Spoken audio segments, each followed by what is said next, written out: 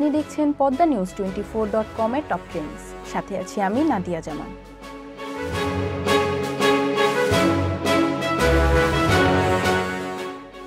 প্রায় ১.৫ শতাব্দী পুরনো ভারতের কলকাতার কলেজ স্ট্রিটের আইকনিক কফি হাউস বহু রাজনীতি, সাহিত্য কিংবা চলচ্চিত্র আন্দোলনের সাক্ষী। এখনও তার অনেক কিছুই আছে আগের মতো, যেমন এখানকার কফি আর ফিশ ফ্রাই। আবার অনেক কিছুই বদলে গেছে। এখন টেবিলগুলোতে ঘন্টার পর ঘন্টা সেই জমিয়ে আড্ডা নেই। মান্নাদের কফি হাউসের সেই একই টেবিলে ৩-৪ ঘন্টা বন্ধুদের সঙ্গে জমিয়ে আড্ডার দিন শেষ।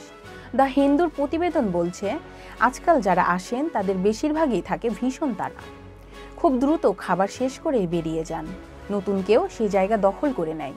আর এই পরিবর্তনই যেন পাল্টে দিয়েছে চিরচেনা কফি হাউসকে। যারা এক কাপ কফি নিয়ে ঘন্টার পর ঘন্টা সেই পুরনো কফি হাউসের আবেশ ধরে রাখতে চান, তাদের প্রতি যেন আর ইতিহাসের ধারা ধরে রাখতে রাজি নয় এ হাউস।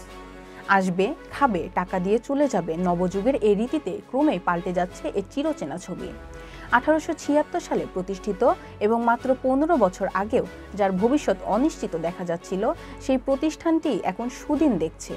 ঐতিহাসিক কলেজ স্ট্রিট বিল্ডিংয়ে শুধু বসার জায়গাই বাড়েনি, কলকাতার বাইরে বহরমপুরে এবার প্রথম শাখা খুলতে চলেছে coffee house.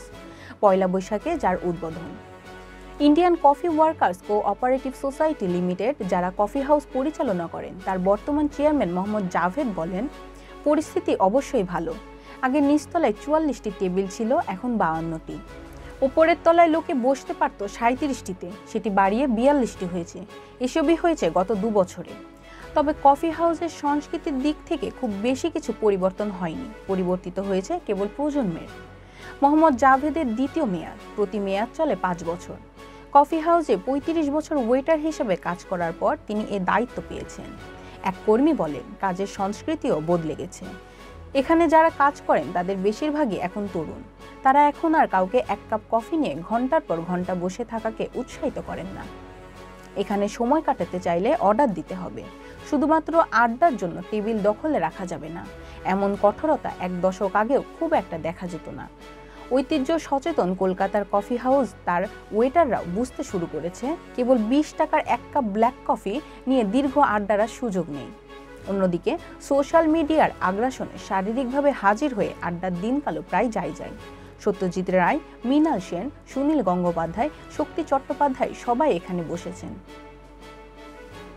Padma news 24.com এর নিয়মিত আপডেট ভিডিও পেতে আমাদের ইউটিউব চ্যানেলটি সাবস্ক্রাইব করে বেল আইকনটি ক্লিক করে রাখুন। ফেসবুকে আমাদের ফলো করুন, facebook.com/পদ্মা নিউজ।